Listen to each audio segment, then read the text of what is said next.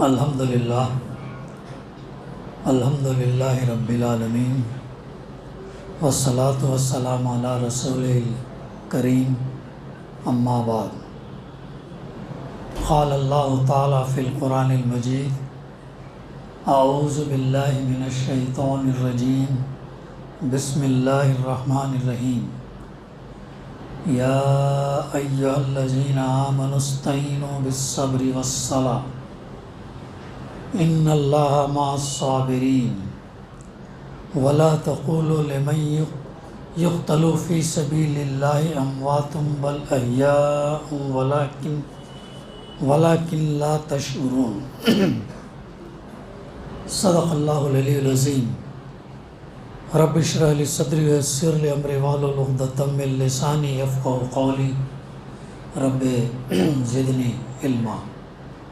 محترم بزرگوں، نوجوانوں اور پیارے بچے، میری انشاءاللہ آج کی گفتگو کا عنوان ہوگا یوم عاشوراء اور شہادت امام حسین رضی اللہ تعالی۔ ابھی جو میں نے آیت آپ کے سامنے تلاوت پیش کی، اس کی ترجمانی یوں ہے: اللہ سبحانہ وتعالیٰ قرآن مجید میں ایمان والوں سے مخاطب ہو کر ارشاد فرماتا ہے کہ اے لوگو جو ایمان لائے ہو، ایمان لانے والوں سے مخاطب ہے، اور فرماتا کہ صبر اور نماز سے مدد لو، یعنی مشکل وقت میں، تکلیف میں، مصیبت میں، پریشانی میں، ان تمام حالات کے اندر اللہ سبحانہ وتعالیٰ ہم کو رہنمائی کرتا کہ ہم جو ہے صبر اور نماز سے مدد لیں۔ اللہ صبر کرنے والوں کے ساتھ ہے، یعنی جو استقامت دکھاتے ہیں، جو صبر کرتے ہیں اللہ کی خاطر، تو اللہ تعالیٰ جو ان کے ساتھ ہے۔ اور جو لوگ اللہ کے راستے میں مارے جائیں، جو لوگ اللہ کے راستے میں مارے جائیں، انہیں مردہ نہ کہو۔ بہت اہم بات فرمائے گی۔ جو لوگ فی سبیل اللہ کے کلمے کو بلند کرنے کی جد و جہد میں اپنی قربانی پیش کرتے ہیں، تم انہیں جو ہے مردہ مت کہو، بلکہ کیا ہے فرماتا اللہ تعالیٰ، ایسے لوگ تو حقیقت میں زندہ ہیں، یہ لوگ مردہ نہیں ہیں، اصل میں یہ لوگ زندہ ہیں، مگر تمہیں ان کی زندگی کا شعور نہیں ہے، ہم سمجھ نہیں پاتے کیسے وہ زندہ ہیں۔ تو یہ بڑی معروف آیات ہیں جو ابھی میں نے آپ کے سامنے تلاوت اور ترجمانی پیش کی۔ 10ویں محرم الحرام کا دن اسلامی تاریخ میں بڑا یادگار دن ہے۔ آج کا دن بڑا یادگار ہے، اور اس سے پہلے بھی ابراہیم علیہ السلام، اسماعیل علیہ السلام کا واقعہ بھی 10 تاریخ کو ہی پیش آیا تھا گزشتہ مہینے، اور وہاں پر بھی ہم نے دیکھا کہ اللہ تعالیٰ نے ابراہیم علیہ السلام کو انسان جن جن چیزوں سے محبت کرتا ہے ان تمام چیزوں سے اللہ تعالیٰ نے ان کو آزمایا، اور ہر آزمائش میں ابراہیم علیہ السلام ثابت قدم رہے، یہاں تک کہ ان کی اولاد اسماعیل علیہ السلام کی قربانی کا بھی مطالبہ کیا، اور اس بڑی قربانی کے لیے بھی آپ جو ہے تیار ہوئے۔ یعنی جب تک ہم بڑی قربانی دینے کے لیے تیار نہیں ہوتے ہیں تو ہمیں کوئی جو ہے کامیابی حاصل نہیں ہوتی۔ اسماعیل علیہ السلام کی قربانی دینے کے لیے تیار ہوئے تو اللہ تعالیٰ نے ان کے درجات بلند کر دیے اور خلیل اللہ کا لقب دیا۔ تو عزیز ساتھیوں، انبیاء علیہ السلام کی جب بھی ہم سیرت کا یہ کرتے ہیں، مطالعہ کرتے ہیں، ان کی پوری زندگی انسانیت کو اللہ کی بندگی کی طرف بلانا، اور اس کے عوض میں جو مصیبتیں، آزمائش، پریشانیاں جو آتی ہیں انہیں ثابت قدم سے برداشت کرنا، یہ چیز جو ہے ان کو ملتی ہے، اور بڑی سے بڑی قربانی دینے کے لیے جو ہے وہ تیار ہوتے ہیں۔ تو یہ دن جو ہے، آج کا جو دن ہے، ہمیں دو بڑے اہم واقعات کی یاد دلاتا ہے۔ اور یہ واقعات کی یاد کیوں دلاتا ہے؟ تاکہ ان واقعات کے ذریعے سے ہم جو ہے اس سے عبرت لیں، سبق لیں، نصیحت لیں، اور اپنی زندگی کے اندر تبدیلی لائیں جو اللہ کو مطلوب ہے۔ تو یہ واقعات بار بار ہر سال دہرائے جاتے ہیں اس یاد دہانی کے لیے کہ ہم جو ہے اس سے عبرت لیں، سبق لیں۔ یعنی ہم یہ دیکھیں گے دو واقعات کا جو میں نے تذکرہ کیا۔ پہلا واقعہ وہ ہے کہ جب فرعون کے ظلم ستم اور جھوٹی خدائی کا دعویٰ جو اس نے کیا تھا، جب وہ عروج کو پہنچا تو اللہ سبحانہ وتعالیٰ نے حضرت موسیٰ علیہ السلام کو بھیجا، اور اس کی اصلاح اور تنبیہ کے لیے، اور بنی اسرائیل کو فرعون کے ظلم سے نجات دلانے کے لیے موسیٰ علیہ السلام کو اللہ تعالیٰ نے بھیجا۔ ہم یہ دیکھتے ہیں کہ یہی وہ مصر ہے، ایجپٹ۔ اس سے 300-350 سال پہلے یوسف علیہ السلام کا دور تھا۔ یوسف علیہ السلام کنعان فلسطین سے نکلے اور غلام بنا کر مصر کے اندر بیچے گئے، الزام ان کے اوپر لگائے گئے، قید ان کے لیے ہوئی، اور قید نے خواب دیکھا۔ بادشاہ نے پہلے 2 قیدی نے خواب دیکھا، بادشاہ نے خواب دیکھا، خواب کی تعبیر آپ نے بتائی، اور پھر اللہ تعالیٰ نے ان کو وہ منصب، عزیز مصر والا منصب عطا کیا۔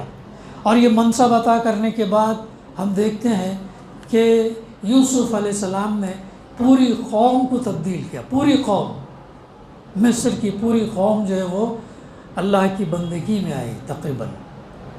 اور پھر جو بنی اسرائیل تھے ان کو کنعان سے یہاں لے کر آئے مصر میں، اور بہت فرٹائل زمین ان کو جو ہے دی۔ تو کئی سالوں تک یہ جو ہے اس میں رہے، لیکن دھیرے دھیرے پھر وہ بت پرستی، کاہنوں کا زور ایسا آیا کہ بنی اسرائیل جو ہے وہ غلام بنا لیے گئے۔ یہ تیسرے فرعون کے دور میں یوسف علیہ السلام آئے تھے، اور موسیٰ علیہ السلام جب تھے وہ 16واں فرعون تھا۔ اور اتنے عرصے کے اندر ہم دیکھتے ہیں کہ بنی اسرائیل جو ہے وہ جہاں سربراہ تھے وہ غلام بن کر یہ پیے ہوئے۔ تو یہ جب اللہ تعالیٰ نے موسیٰ علیہ السلام کو اس لیے بھیجا، ان کے ساتھ حضرت ہارون علیہ السلام کو بھیجا کہ فرعون کو جو ہے راہ راست پر لائے، سیدھے راستے پر لے کر آئے، کیونکہ اس کا دعویٰ کیا تھا؟ میں بھی جو ہے نعوذ باللہ خدا ہوں، اور وہ دعویٰ کرتا تھا کون ہے تمہارا معبود، کہاں ہے جو مجھے دکھائیں؟ تو یہ اس کا دعویٰ تھا۔ تو اللہ تعالیٰ ایسے انبیاء کو بھیجتا ہے، اور ان کے لیے بڑا چیلنجنگ ٹائم ہوتا ہے۔ ہم اگر سیرت کا جب مطالعہ کرتے ہیں ان کی، بہت بڑا چیلنج ہوتا ہے ان کے لیے، اور بہت ان سب چیلنجز کو عبور کرتے ہیں، اللہ کی مدد سے جو وہ عبور کرتے ہیں۔ اور آخر میں نتیجہ کیا ہوا؟ اللہ کے حکم سے اللہ تعالیٰ نے موسیٰ علیہ السلام اور بنی اسرائیل کو جو ان کو وہ دریا پار کرا دیا۔ فرعون اور اس کے لشکر نے دیکھا کہ جو موسیٰ علیہ السلام اور ان کی بنی اسرائیل دریا پار کر رہے ہیں تو ان کا پیچھا کیا، اور جب بیچ میں پہنچا تو پھر وہ جو ہے غرق، اللہ تعالیٰ نے ان کو غرق کر دیا۔ اور ہم یہ دیکھتے ہیں کہ بنی اسرائیل اس وقت جب یہ تھی، اور فرعون کی جو اللہ تعالیٰ نے تقریباً 9 نشانیاں ان کے سامنے پیش کی، اس کے باوجود بھی وہ لوگ جو ہے ایمان لے آئے۔ پھر آخر میں اللہ تعالیٰ جو ہے پھر اس طریقے سے ان کی نجات کر دے دیتا ہے، اور فرعون کی لاش اللہ تعالیٰ نے اس کو حفاظت سے، آج بھی اس کو جو حفاظت میں رکھا ہے۔ 17ویں صدی، یہ کیا ہے، 21ویں صدی چل رہی، 17ویں صدی کے اندر جو ہے فرعون کی لاش مصر کے پاس یا کہیں قریب سمندر سے جو پھینکی گئی۔ پھر وہ لاش کو جب یہ تفتیش کی گئی تو فرعون کی ہی لاش تھی، اور آج بھی وہ لاش مصر کے میوزیم میں موجود ہے۔ تقریباً 3000 یا اس سے کم زیادہ اتنے سال تک اللہ تعالیٰ نے اس لاش کی حفاظت کی۔ اور آج میوزیم میں ہے، سال 2 سال میں فرانس جاتی ہے، اس کا یہ دوائی وغیرہ لگا جاتی اور اسے محفوظ کیا۔ تو اللہ تعالیٰ نے یہ لاش بھی ہمارے لیے نشانی کے طور پر رکھا کہ دیکھو ایک اللہ کا منکر بنی اسرائیل کو غلام بنایا، اس کا انجام کیا ہوا، یہ تمہارے لیے نصیحت ہے۔ اور بنی اسرائیل کو اللہ تعالیٰ نے فرعون کی غلامی سے آزاد کرایا۔ تو جس دن حضرت موسیٰ علیہ السلام اور بنی اسرائیل کو نجات ملی اور فرعون اپنے لشکر کے ساتھ ڈوب گیا، تو وہ جو ہے عاشورہ کا دن تھا، یعنی آج کا دن تھا، اس لیے اس کی جو ہے اہمیت ہے۔ بنی اسرائیل اس دن کو یوم نجات کی شکل میں منانے لگے، اور اس دن کیا کرتے تھے، وہ لوگ روزہ رکھتے تھے۔ اللہ کے رسول صلی اللہ علیہ وسلم جب مکے سے ہجرت کر کے مدینہ تشریف لائے تو دیکھا کہ مدینہ کے اندر یہودی یوم عاشورہ کا روزہ رکھتے ہیں۔ آپ صلی اللہ علیہ وسلم نے ان سے پوچھا کہ جو ہے تم لوگ کیوں روزہ رکھتے ہو؟ تو انہوں نے جواب دیا کہ یہ وہ دن ہے جس میں اللہ تعالیٰ نے حضرت موسیٰ علیہ السلام کو فرعون پر غلبہ عطا فرمایا تھا۔ موسیٰ علیہ السلام کو غلبہ، کامیابی عطا فرمائی تھی، ہم ان کی تعظیم میں روزہ رکھتے ہیں۔ دیکھیے یہودیوں کا یہ تھا۔ تو اللہ کے رسول صلی اللہ علیہ وسلم نے فرمایا ہم موسیٰ علیہ السلام کے حقدار تم سے زیادہ ہیں، موسیٰ علیہ السلام کے حقدار ہم تم سے زیادہ ہیں۔ پھر آپ صلی اللہ علیہ وسلم نے مسلمانوں کو یوم عاشورہ کا روزہ رکھنے کا حکم دیا۔ جس طرح یہودیوں میں یوم عاشورہ کا روزے کی روایت تھی، اسی طرح جاہلیت کے زمانے میں قریش میں روزہ رکھنے کی روایت تھی۔ مگر وہ لوگ کیوں رکھتے تھے؟ قریش کے روزہ رکھنے کی وجہ یہ تھی کہ اس دن خانہ کعبہ پر، حالانکہ جاہلیت کے اندر بھی وہ لوگ اس کی تعظیم، تکریم، طواف وہ سب کرتے تھے، لیکن برہنہ کرتے تھے، بغیر کپڑوں کے کرتے تھے، اور قربانی بھی کرتے تھے۔ قربانی کا گوشت اور خون خانہ کعبہ پر لگاتے تھے، قریش کا یہ تھا۔ تو یہ دن بھی جو ہے وہ اس دن کا روزہ جو ہے اللہ کے رسول صلی اللہ علیہ وسلم بھی، صحابہ کرام بھی رکھتے تھے۔ لیکن جب رمضان المبارک کے روزے فرض ہوئے تو آپ صلی اللہ علیہ وسلم نے مسلمانوں کو اختیار دیا کہ جو چاہے یوم عاشورہ کا روزہ رکھے اور جو چاہے نہ رکھے۔ چنانچہ حضرت بی بی عائشہ رضی اللہ فرماتی ہیں عاشورہ کے دن قریش جاہلیت کے زمانے میں روزہ رکھتے تھے، اور اللہ کے رسول صلی اللہ علیہ وسلم بھی جاہلیت میں اس دن روزہ رکھتے تھے۔ جب رسول اللہ صلی اللہ علیہ وسلم مدینہ تشریف لائے تو آپ صلی اللہ علیہ وسلم نے خود بھی روزہ رکھا اور مسلمانوں کو بھی روزہ رکھنے کا حکم دیا۔ جب رمضان کے روزے فرض ہوئے تو عاشورہ کے روزے کا حکم چھوڑ دیا گیا، جو چاہے رکھے جو چاہے نہ رکھے۔ اللہ کے رسول صلی اللہ علیہ وسلم نے 10ویں محرم کے ساتھ 9ویں محرم کا بھی روزہ رکھنے کی خواہش کا اظہار کیا، اور فرمایا کہ اگلے سال اگر میں حیات رہا تو 9ویں محرم کا بھی روزہ رکھوں گا، مگر اللہ تعالیٰ نے آپ صلی اللہ علیہ وسلم کو اسی سال جو ہے اٹھا لیا۔ پھر دوسرا واقعہ، یہ تو پہلا واقعہ ہو گیا، پھر اللہ کے رسول صلی اللہ علیہ وسلم اس دن کا روزہ رکھتے، اور آپ نے یہ بھی خواہش ظاہر کی آئندہ سال اگر میں حیات رہوں گا تو دوسرا 9ویں 10ویں یا 10ویں 11ویں۔ 10ویں محرم کا دوسرا یادگار واقعہ جو ہے شہادت امام حسین رضی اللہ عنہ۔ یہ اسلامی تاریخ کا ایسا المناک حادثہ ہے کہ قیامت تک امت مسلمہ اس کا صدمہ سہتی رہی ہے۔ حضرت امام حسین رضی اللہ جگر گوشہ رسول صلی اللہ علیہ وسلم کے، فاطمہ زہرا رضی اللہ کے لال، اسی دن حق کی گواہی دیتے ہوئے میدان کربلا میں جو ہے شہید ہو گئے۔ تو مسلمانوں کے لیے رسول پاک کے بعد ان کے اہل بیت یعنی افراد خاندان سے محبت محض جذباتی معاملہ نہیں بلکہ عقیدے اور ایمان کا معاملہ ہے۔ اس پاکیزہ خاندان کے مقابلے میں دنیا کا کوئی بھی خاندان پاکیزہ نہیں، اور اس عظیم خاندان کے مقابلے میں دنیا کا کوئی خاندان بھی جو ہے عظیم نہیں ہے، کیونکہ اس خاندان کے سربراہ محسن انسانیت حضرت محمد صلی اللہ علیہ وسلم ہے، اور ان کے اہل خانہ یعنی ازواج و اولاد اور جو ہے ان کی پاکیزگی کے سلسلے میں خود قرآن مجید جو ہے اس کا یہ اعلان یہ کافی ہے کہ اللہ تعالیٰ نے کیا فرمایا، انما یرید اللہ لیذھب عنکم الرجس اہل البیت ویطہرکم تطہیرا۔ اللہ تو یہ چاہتا ہے تم اہل بیت نبی سے گندگی کو دور کرے اور تمہیں پوری طرح پاک کر دے۔ ان پاکیزہ اور برگزیدہ افراد خاندان کو اپنے طور پر اپنی جگہ بطور نمونہ چھوڑ کر اللہ کے رسول صلی اللہ علیہ وسلم جو ہے اس دنیا سے رخصت ہوئے۔ آپ صلی اللہ علیہ وسلم نے فرمایا، اس کی ترجمانی ہے، میں تمہارے درمیان 2 چیزیں چھوڑ کر جا رہا ہوں، ایک اللہ کی کتاب اور میرا اپنا خاندان۔ اس پاکیزہ خاندان کو عظیم المرتبت انسان جس کو خود اللہ کے رسول صلی اللہ علیہ وسلم نے ٹوٹ کر پیار کیا، مظلومانہ طریقے سے جو ہے ان کو شہید کیا گیا۔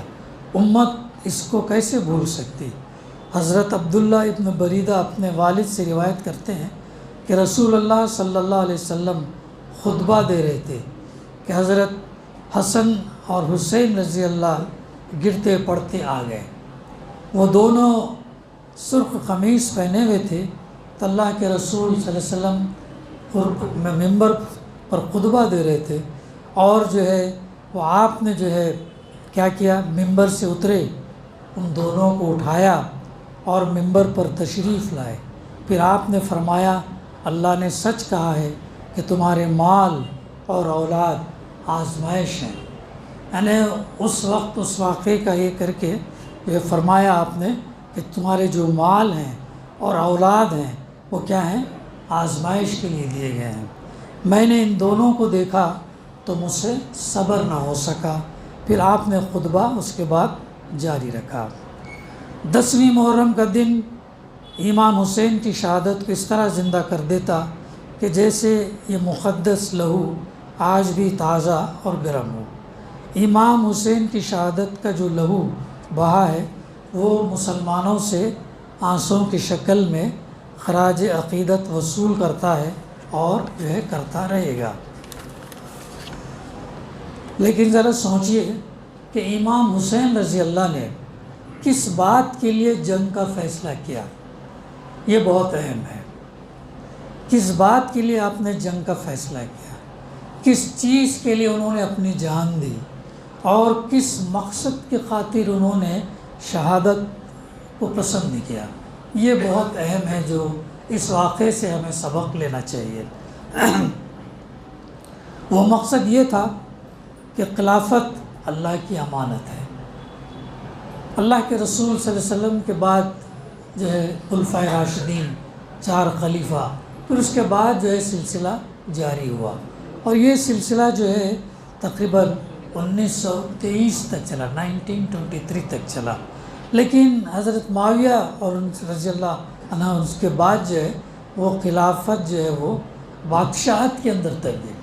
اسلام میں بادشاہت نہیں ہے، اسلام میں خلافت ہے۔ خلیفہ کے معنی ہوتے ہیں نائب کے ہوتے ہیں، اللہ کا نائب۔ اس کی ذمہ داری یہ ہوتی کہ وہ خود پہلے اللہ کا اطاعت فرما بردار ہو، اللہ کے رسول صلی اللہ علیہ وسلم کا ہو، اور ان کا نمائندہ ہے، اللہ کے قوانین کو زمین پر نافذ کرتا ہے، امپلیمنٹ کرتا ہے، اور اجتماعیت کو قائم کرتا ہے۔ ایک اجتماعیت ہوتی ہے اس وقت، اور ان کا ہیڈ کون ہوتا ہے؟ خلیفہ ہوتا ہے۔ تو یہ خلافت جو ہے شورائیت سے جو اس کا انتخاب ہوتا ہے۔ اب وہاں پر شورائیت کے بجائے جو ہے ملوکیت میں تبدیل ہو رہی تھی، یعنی باپ کے بعد بیٹا، بیٹا کے بعد بیٹا. اسلام میں ایسا نہیں ہے. اسلام میں شورائیت ہے. شورائیت پھر جس کا فیصلہ کرے وہ جو ہے خلیفہ بنے گا اور پوری امت کا خلیفہ بنتا ہے. تو بغیر جماعت کے، بغیر اس کے جو ہے یہ نہیں ہے. تو خلافت کے اندر کیا ہو رہا تھا یہاں پر؟ خلافت کے اندر وہ جو ہے تبدیلی آ رہی تھی، بادشاہت میں تبدیل ہو رہی تھی. اس کا خلافت کا وراثت سے تعلق نہیں ہے، اس کا تعلق استحقاق سے ہے. باپ کے بعد بیٹا جو ہے ولی عہد ہو کر منصب خلافت پر فائز ہو، یہ دراصل کیا ہے؟ قیصر اور کسریٰ کا یہ ہے طریقہ ہے. مگر اللہ کے رسول صلی اللہ علیہ وسلم کی سنت یہ نہیں ہے. تو جب ہم مطالعہ کریں گے اسلام کی تاریخ کا، اللہ کے رسول صلی اللہ علیہ وسلم کے بعد جو بھی خلیفہ خلفائے راشدین میں نامزد ہوئے وہ شورائیت کے اوپر ہے. ابوبکر صدیق رضی اللہ عنہ، حضرت ابوبکر، حضرت عمر فاروق رضی اللہ عنہ. آپ اندازہ لگائیے ان کے تقویٰ کا، ان کی پرہیزگاری کا. حضرت عمر فاروق رضی اللہ عنہ کے بیٹے عبداللہ بن عمر رضی اللہ پائے درجے کے صحابی ہیں، پائے درجے کا ایمان اور علم وہ رکھتے تھے. لیکن عمر فاروق رضی اللہ نے وصیت کی تھی کہ میرے بعد جو خلیفہ کا جو نام، خلیفہ کے لیے جو نامزدگی ہوگی، جو مجلس بیٹھے گی، اس کے اندر حضرت عبداللہ بن عمر نہیں ہوں گے. اندازہ لگائیے آپ، اگر وہ چاہتے، حالانکہ وہ بھی ڈیزرونگ تھے، لیکن انہوں نے یہ وصیت کی تھی کہ جو 10 لوگ یا 7 لوگ جو بھی بیٹھیں گے ان میں عبداللہ بن عمر نہیں رہیں گے. اس طریقے سے جو ہے چنا گیا، اس طریقے سے احتیاط برتا گیا. پھر اس کے بعد ہم دیکھتے ہیں کہ عثمان غنی رضی اللہ عنہ. تو یہ ہم کو طریقہ کار ملتا ہے. اللہ کے رسول صلی اللہ علیہ وسلم نے کیسی تعلیم اور تربیت کی تھی، کتنا یعنی کہ محتاط تھے ان معاملات کے اندر. تو یہ تو طریقہ جو ہے وہ سنت کا نہیں ہے.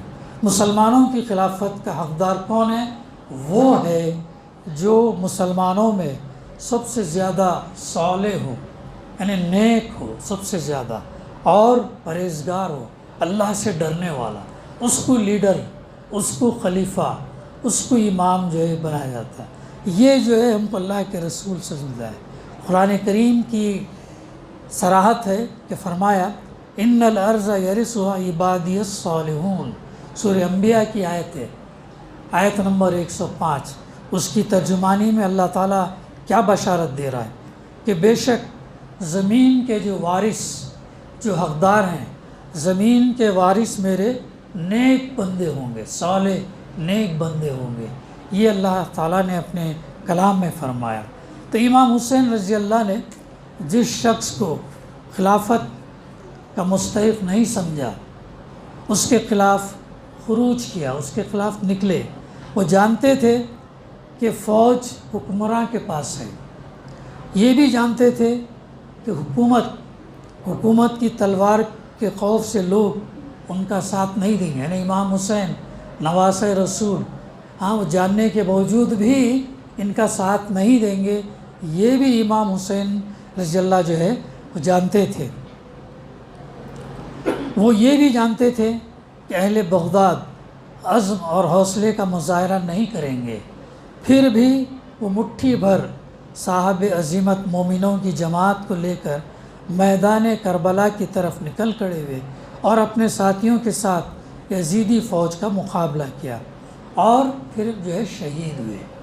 شہید جیسا کہ میں نے عرض کیا، قرآن مجید کی آیت کیا بتاتی، جو اللہ کی راہ میں شہید ہوتے ہیں وہ مردہ نہیں ہیں بلکہ وہ زندہ ہیں، لیکن تمہیں جو ان کا شعور نہیں.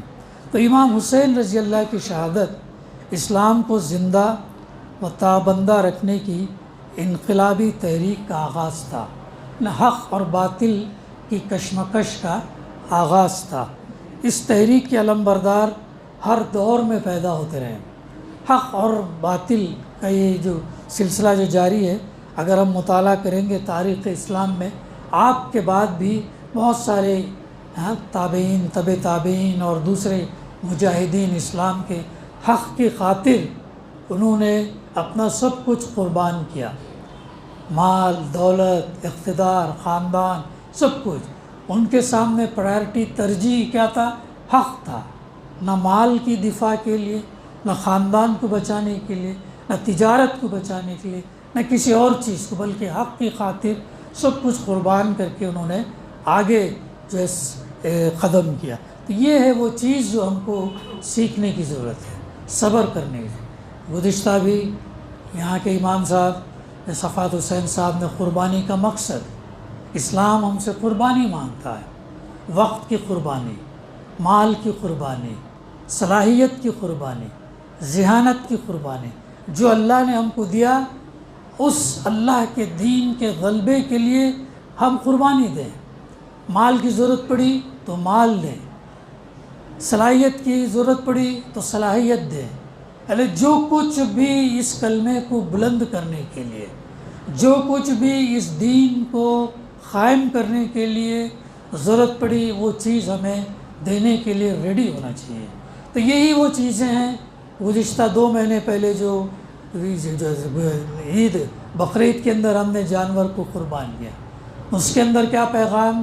جس طریقے سے ہم جانور کو ذبح کر رہے ہیں اسی طریقے سے جب اسلام کے لیے ہماری اگر ضرورت پڑے تو ہر چیز کی ہم قربانی دیں گے، یہاں تک کہ ہم اپنی جان بھی قربان دینے کے لیے ریڈی رہیں گے، تبھی کہیں جا کے جو ہے پھر یہ دین کا غلبہ ہوگا۔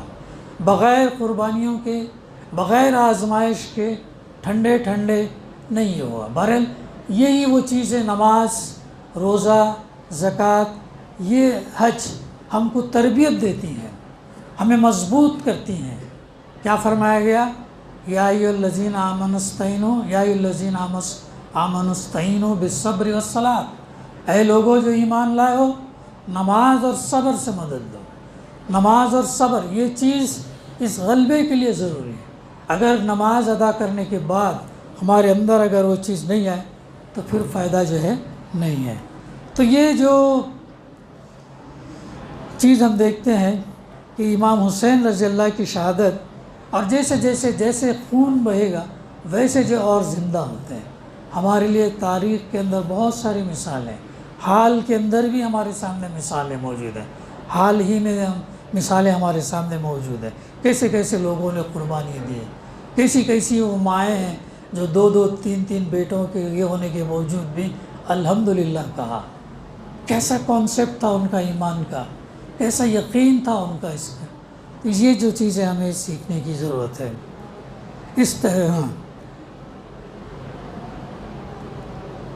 تو ان مصلحت اندیش انسان کہہ سکتا کہ اتنی بڑی فوج سے مٹھی بھر مسلمانوں کے ٹکرانے کا حاصل کیا ہے؟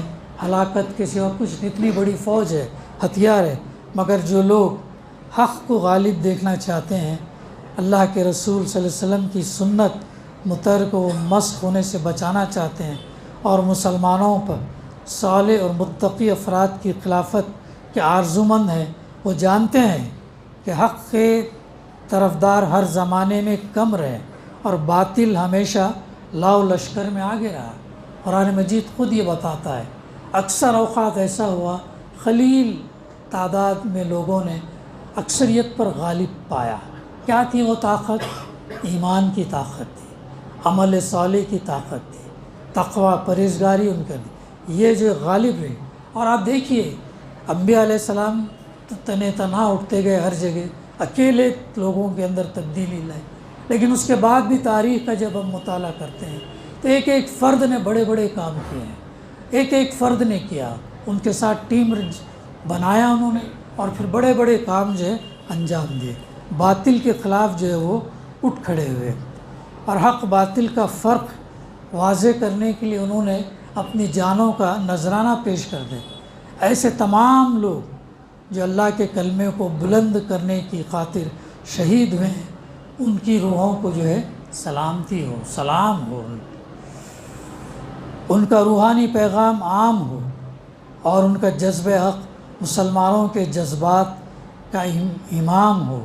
ان تمام شہداء اسلام میں حضرت امام حسین رضی اللہ کی شہادت خصوصی مرتبے کی حامل ہے، اور امت مسلمہ کو یہ پیغام دیتی ہے کہ کرتی رہے گی پیش شہادت حسین کی آزادی حیات کا یہ سرمدی اصول چڑھ